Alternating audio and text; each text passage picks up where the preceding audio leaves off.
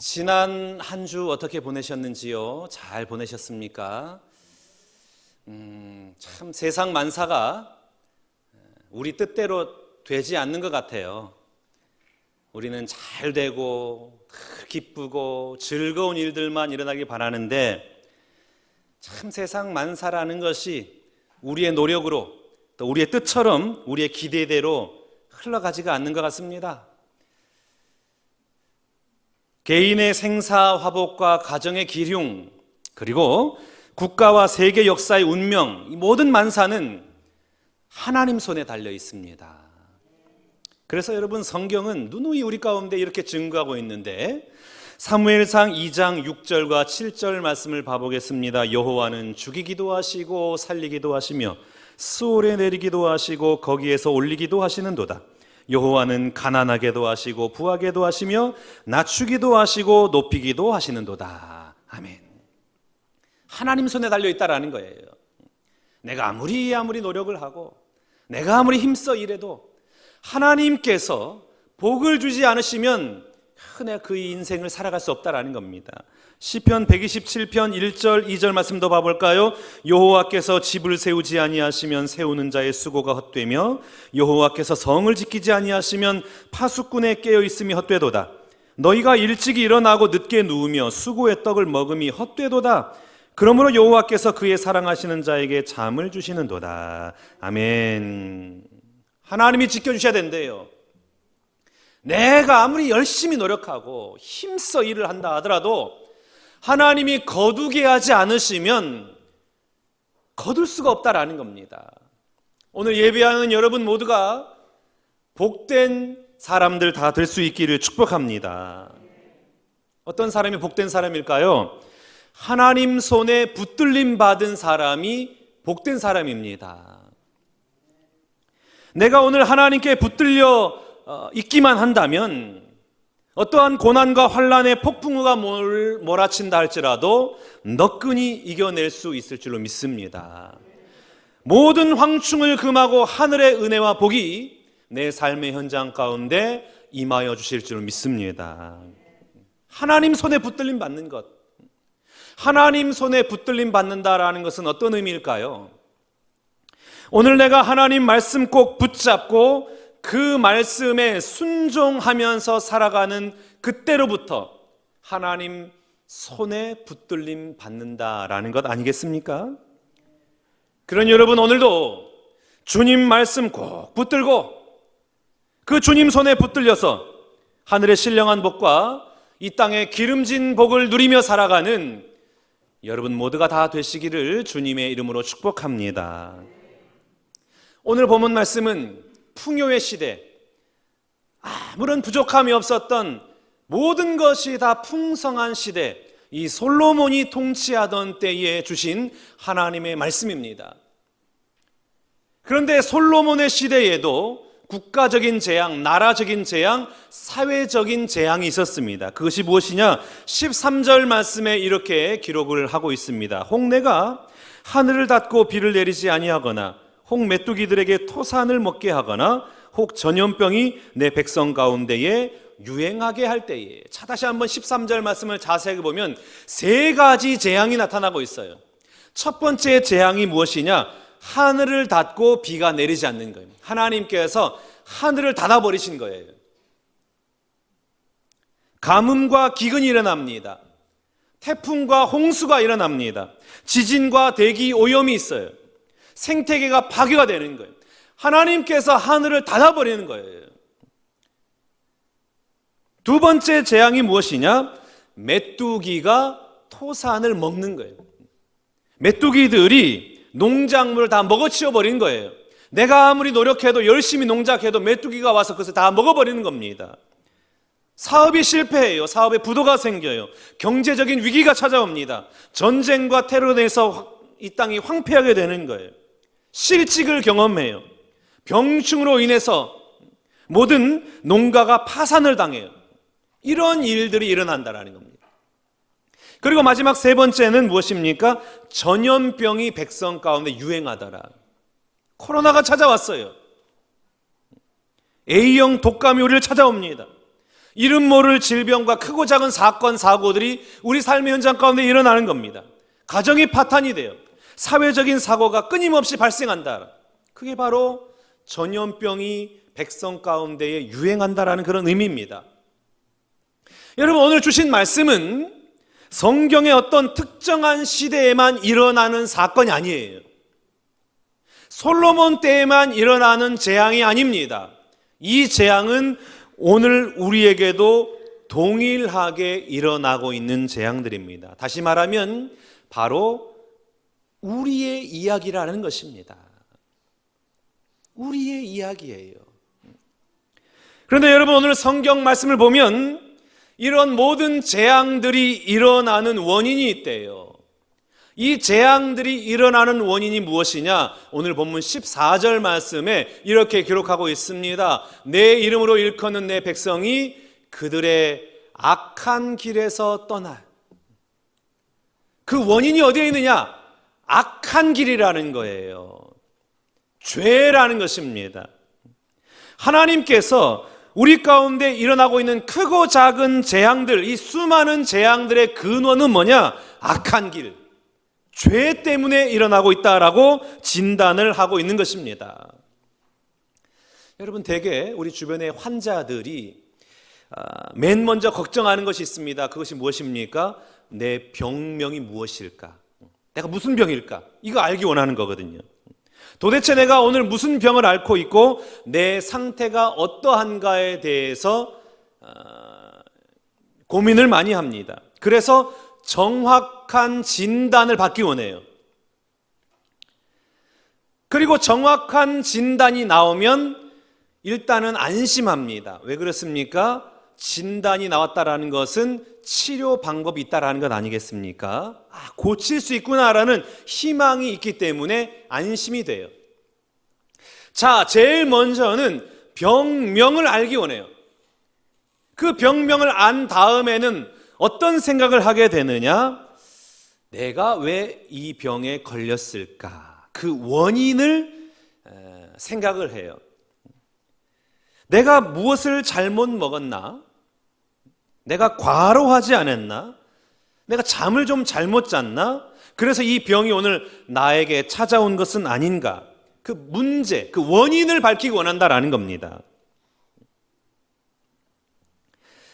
그래서 나름대로 이 질병의 원인에 대해서 해석을 해요.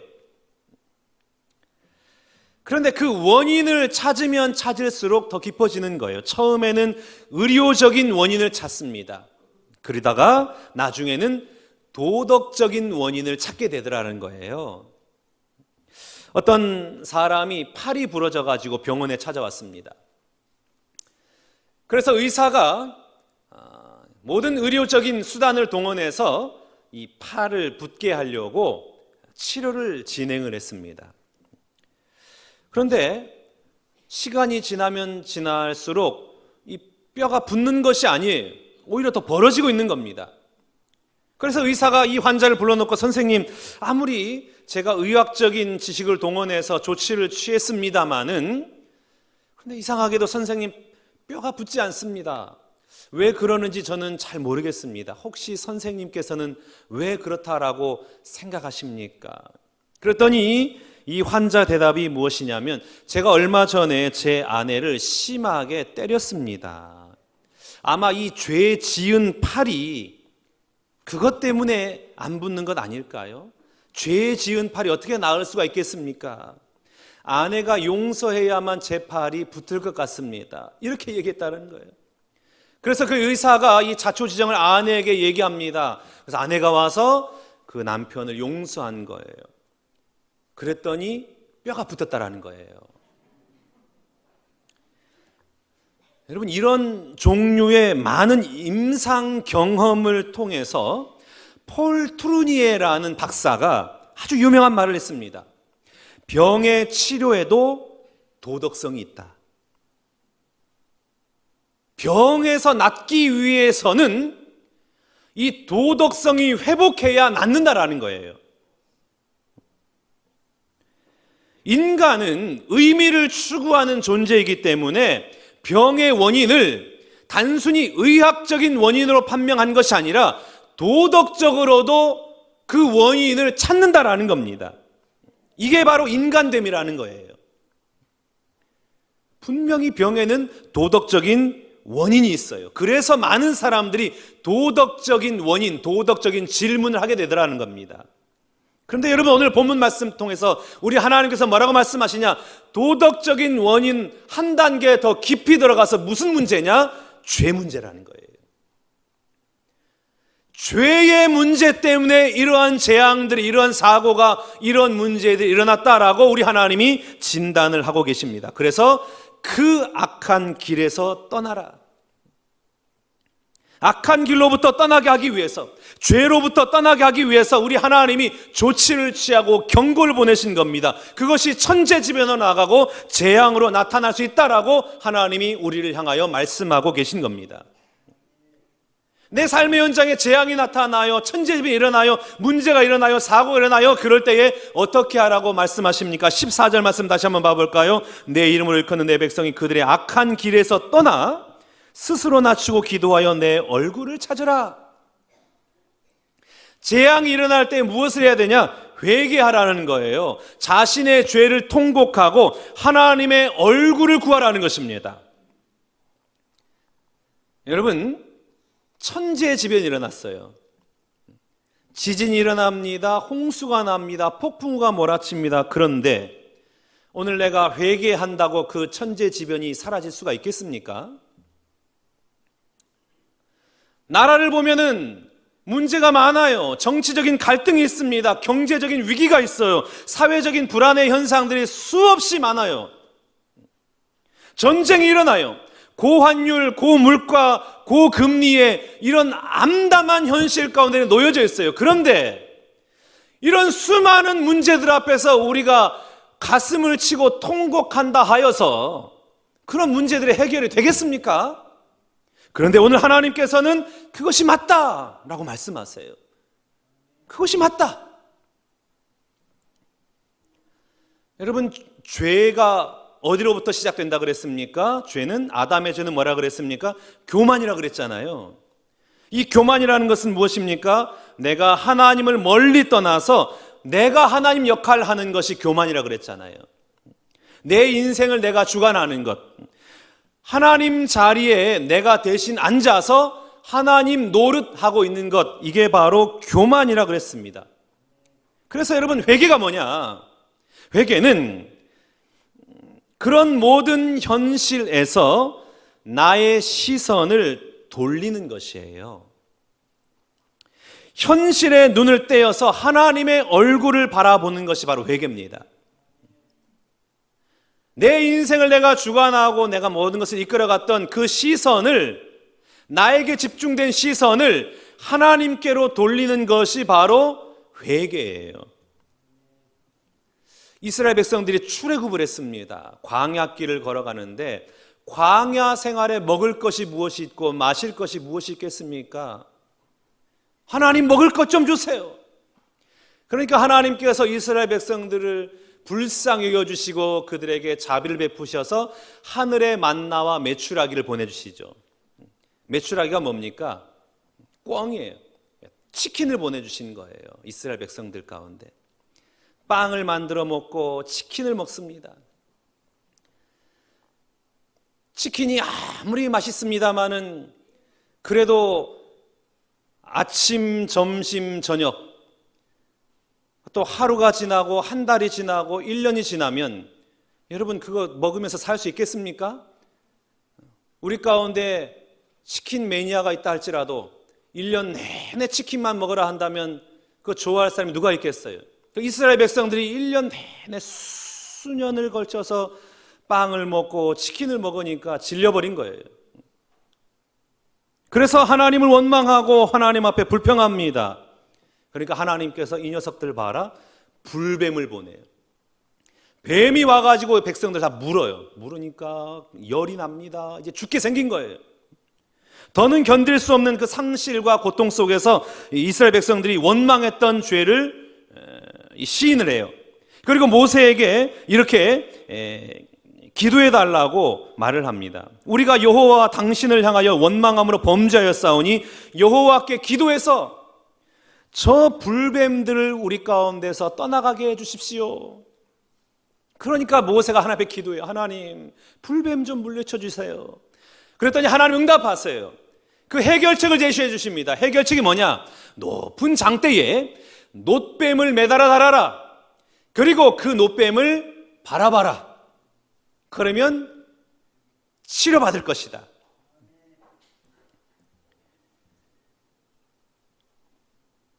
뱀에 물려가지고 독이 온몸에 퍼졌어요. 열이 나요. 이제 죽기 직전이에요. 그런데 그 처방전이 무엇이었습니까? 놋뱀을 바라보래요. 무슨 풀을 먹거나 약초를 먹어서 물을 마시거나 이런 처방이 아니라 그냥 보기만 하래요. 놋뱀을 보래요. 이 말이 됩니까? 그런데 불평을 멈추고 하나님이 주신 그 처방대로 놋뱀을 바라본 자는 살아났습니다. 그런데 반대로 그까짓 게 무슨 해독제냐, 그걸 본다고 살아날 수 있겠느냐, 이런 냉소적인 태도를 가지고 하나님의 말씀 무시하고 놋뱀을 바라보지 않는 자는 다 죽었습니다. 회개가 무엇이냐? 하나님을 바라보는 거예요. 나의 죄를 깨닫고 내 죄를 고백하는 것입니다. 나에게 아무런 소망이 없음을 깨닫고 나의 시선을 하나님께로 돌리는 것, 이게 바로 회개입니다. 나에게 아무런 희망이 없는 것을 깨닫고 내 모습에 대해서 절망을 하고 새로운 살 길을 바라보는 것, 그게 바로 회개라는 거예요. 나를 부인하고 나의 능력을 부인하고 나의 죄됨을 인정하고 하나님을 바라보는 것, 이게 바로 회개라는 겁니다. 하나님, 저는 아무것도 할 수 없습니다. 하나님, 저는 저 자신에 대해서 절망합니다. 하나님 아니면 오늘 내가 경험하고 있는 이 현실을 풀어나갈 수 있는 사람이 단 한 명도 없습니다. 하나님만이 하실 수 있습니다. 지금까지 제 자신을 믿고 저를 신뢰하고 저를 과신했던 이 죄악을 용서하여 주시옵소서, 이게 바로 회개인 거예요. 시선을 하나님 앞에 돌리는 거예요. 하나님의 얼굴을 구하는 것입니다. 여러분, 오늘 여러분이 당면하고 있는 수많은 문제, 그 과제는 무엇인가요? 개인적으로 어떤 문제 때문에 아파하고 힘들어하고 있습니까? 이것만은 내가 해결받아야 된다라는 그 간절함, 그 절실함, 그 문제는 과연 어떤 것인가요? 오늘 하나님 뭐라고 말씀하시냐면 회개해라. 그러면 하나님이 응답해 주실 것이다 라고 말씀하고 있는 겁니다. 여러분, 오늘 내가 경험하고 있는 문제들이 혹시 하나님으로부터 멀리 떠났기 때문에 내 삶의 현장에 찾아온 것은 아닌지 한번 되돌아보고, 만약 그렇다면 하나님 앞에 회개하고 우리의 시선을 하나님께 고정시키고 하나님의 얼굴을 구하며 나아가는 여러분 될 수 있기를 축복합니다. 지금은 회개할 시간이에요. 나의 자원이 소진되었더라면, 고통과 두려움을 멈출 수 없더라면, 마음에 텅 빈 그 가난이 찾아왔더라면 가장 먼저 무엇이 시작되어야 되냐? 회개가 시작되어야 된다는 겁니다. 이 땅의 것만 추구했던 나의 모습을 회개하고 나의 시선을 이 땅이 아니라 십자가에 매달리신 예수 그리스도께로 옮기는 것, 회개인 것입니다. 오직 나의 소망은 십자가에 있습니다. 나의 능력은 십자가에 있습니다. 나의 죄를 씻기는 것은 오직 예수의 피밖에 없습니다. 정결하는 건 또 예수의 피밖에 없습니다. 이런 믿음의 결단을 가지고 나아가는 겁니다. 이 시간에 한번 찬양할까요? 나의 죄를 씻기는, 나의 죄를 씻기는 예수의 피밖에 없네. 다시 정케하기도 예수의 피밖에 없네. 예수의 흘린 피 날 희게 하오니 귀하고 귀하다 예수의 피. 우리 박수 치면서 나를 정케하기는 예수의 피밖에 없네. 사죄하는 증거도 예수의 피밖에 없네.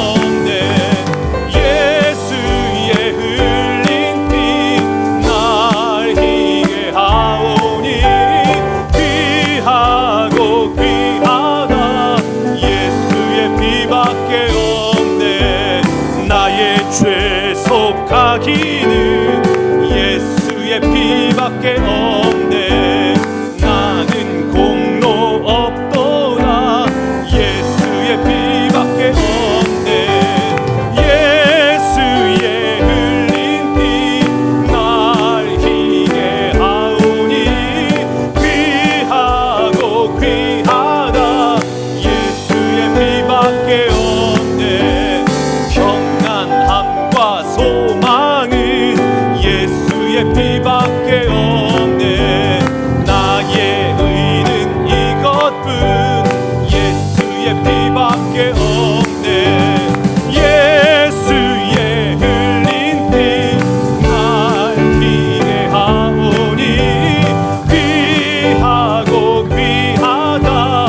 예수의 피밖에 없네. 아멘. 예수의 피밖에 없는 거예요. 하나님 앞에 우리의 마음을 내어놓고 진심으로 회개한다면 우리 하나님은 반드시 우리 삶의 현장에 은혜를 허락해 주실 줄로 믿습니다. 14절 말씀 봐볼까요? 내 이름을 일컫는 내 백성이 그들의 악한 길에서 떠나 스스로 낮추고 기도하여 내 얼굴을 찾으면 내가 하늘에서 듣고 그들의 죄를 사하고 그들의 땅을 고칠지라. 아멘. 고쳐주신대요. 오늘 내가 회개하면 그들의 땅을 고쳐주겠다라고 약속해 주셨습니다. 내 마음의 땅이 아무리 황폐되어도, 우리의 가정이 아무리 커다란 위기에 부딪혔다 할지라도, 내가 경영하고 있는 사업이 힘들고 어렵더라도 하나님 앞에 회개하고 기도하면 하나님이 고쳐주십니다. 정치도 경제도 사회도 문화도 하나님께로 돌아오면 우리 하나님이 새롭게 고쳐주신다라고 말씀하고 계십니다. 회개 기도하면 길이 열린 거예요. 하나님은 위기의 땅을 기회의 땅으로 바꾸어 주실 줄 믿습니다. 상처받은 땅을 고쳐주실 줄 믿습니다. 저주받은 땅을 축복의 땅으로 회복시켜 주실 줄 믿습니다. 회개 기도하라는 거예요. 누가 회개 기도해야 될까요?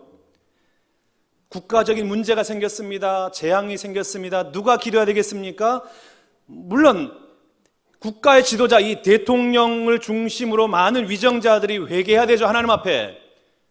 하나님 잘못했습니다. 이 땅에는 모든 국민들이 회개해야 되죠. 하나님 죄송합니다. 잘못했습니다. 잘못 살아왔습니다. 우리가 교만했습니다. 그런데 순서가 있어요. 오늘 우리가 읽진 않았습니다만 본문에 이어서 15절, 16절 말씀에 성전을 가리키는 말이 2절을 통해 무려 4번이나 등장해요. 한번 봐볼까요? 이제 이곳에서 하는 기도에 내가 눈을 들고 귀를 기울이리니 이는 내가 이미 이 성전을 택하고 거룩하게 하여 내 이름을 여기에 영원히 있게 하였습니다. 내 눈과 내 마음이 항상 여기에 있으리라. 아멘. 이곳에서 이 성전을 여기에 있으리라. 무슨 말입니까? 내 백성이 어떤 환난과 고통의 순간을 맞이하여도 여기 성전에 나와서 회개하고 기도하면 내가 고쳐줄 것이다. 내 백성이 하나님의 성전을 찾아와 마음을 쏟아붓고 자신의 잘못을 회개하고 그의 시선을 하나님께로 고정시키고 돌리고 하나님의 얼굴을 구하면 그 황폐된 그 땅을 내가 고쳐줄 것이다. 그러니까 여러분, 이 나라에 문제가 생겼어요. 그 책임은 누구에게 있는 겁니까? 하나님을 믿는 그리스도인에게 있는 거예요. 믿는 너희들이 먼저 성전에 나와서 기도하지 않았기 때문에 여전히 그 문제가 풀리지 않고 있는 거란다. 그리스도인들이 하나님 앞에 주님 전에 나와 회개 기도해야 된다라고 말씀하고 있습니다. 내 눈과 내 마음이 항상 여기에 있다 그래요. 여러분, 하나님은 청와대나 국회에 눈을 두시지 않아요. 우리 하나님은 대기업이나 그 대학에 귀를 기울이지 않습니다. 이곳이에요. 이 성전이에요. 하나님을 믿는 그리스도인들에게 관심을 갖고 눈으로 보시고 귀로 들으시는 하나님이십니다. 소돔성이 왜 멸망했습니까? 소돔성 다 부패하고 타락했기 때문에 멸망했습니까? 그것이 아닙니다. 그 민족의 아픔을 나의 아픔으로 삼지 않은 의인 10명이 없었기 때문에 소돔성이 멸망한 것입니다. 니느웨 성이 왜 심판을 모면했을까요? 요나를 통한 그 하나님의 심판의 말씀이 선포될 때에 그 말씀을 붙들고 그 말씀을 듣고 하나님 앞에 회개했더니 심판이 지나간 것입니다. 이 세상이 아무리 타락했더라도 믿는 자들이 주님 성전에 나와 민족의 아픔을 나의 아픔으로 삼고 내 가슴에 품고 깨어 회개 기도하면 하나님의 구원의 은혜가 이 민족 가운데 임하여 주실 줄 믿습니다. 우리가 하나님 앞에 회개하고 기도하기 시작하면 하나님이 고쳐주시는 거예요. 나를 고쳐주시고 우리의 가정을 고쳐주시고 내 직장을 고쳐주시고 이 사회를 고쳐주시고 이 나라와 이 민족을 고쳐주십니다. 이게 바로 하나님의 약속의 말씀입니다. 사랑하는 여러분, 이 민족의 아픔을 나의 아픔으로 여기고 우리 교회의 아픔을 나의 아픔으로 여기고 내가 속해 있는 직장의 그 수많은 문제들을 나의 가슴에 품고 주님 성전에 나와 회개하면서 하나님, 나 때문입니다. 내 죄 때문입니다. 이렇게 가슴을 치고 통곡하고 회개할 때에 우리 하나님은 반드시 이곳을 통하여 치유와 회복과 새롭게 됨의 은혜를 허락해 주실 줄 믿습니다. 고쳐주시는 거예요. 은퇴 직전에 한 목사님이 집에 계셨는데 어느 날 강도가 찾아온 겁니다. 큰 칼을 들이밀고 엎드려! 그러니 목사님과 온 가족들이 방 안에 딱 들어가서 부들부들 떨고 있는 거예요. 이 목사님이 부들부들 떨면서 그 강도를 향하여 이렇게 말합니다. 목숨만 살려주시면 있는 거 다 드리겠습니다. 제가 받은 은퇴금 드리겠습니다. 지금까지 모아온 적금 통장도 다 드리겠습니다. 목숨만 살려주십시오. 그래서 이 강도가 그걸 다 받아들고 앞으로 10분 동안 일어나면 너네 온 가족은 내가 다 죽일 거야. 입을 덮어쓰고 있어. 10분 동안 움직이지 않으면 아무 일도 일어나지 않아. 그렇게 협박을 하고 갔어요. 이 목사님이 이불을 덮어쓰고 부들부들 떨고 있는데 이때에 하나님의 음성이 들려옵니다. 종아, 목숨만 살려주시면 있는 대로 다 드리겠습니다. 참 내가 듣고 싶은 신앙 고백이었다. 참으로 오랜만에 들은 신앙 고백이었다. 그런데 그 고백 꼭 강도 앞에서 해야만 했느냐? 누가 네 목숨을 살려주었더냐? 네가 진정 엎드려야 할 것이 어디더냐? 모든 건 내려놓아야 할 것이 정말 강도 앞이었더냐? 이 하나님의 음성을 들린 거예요. 그 이도 목사님이 이불을 덮어쓰고 목 놓아 옵니다. 내가 이 평생 목회를 한다고 했는데 그 하나님 앞에 내 것 내려놓지 못하고 내가 이렇게 살아왔구나. 목숨 바쳐 내 주님을 사랑하지 못했구나. 하나님 죄송합니다. 이제라도 깨닫고 이 늙은 몸 주님을 위해서 살아가겠습니다. 주님 이제라도 고쳐주옵소서. 병든 영혼 고쳐주옵소서. 단 하루를 섬겨도 고쳐진 마음으로 하나님 섬기며 살게 하여 주옵소서.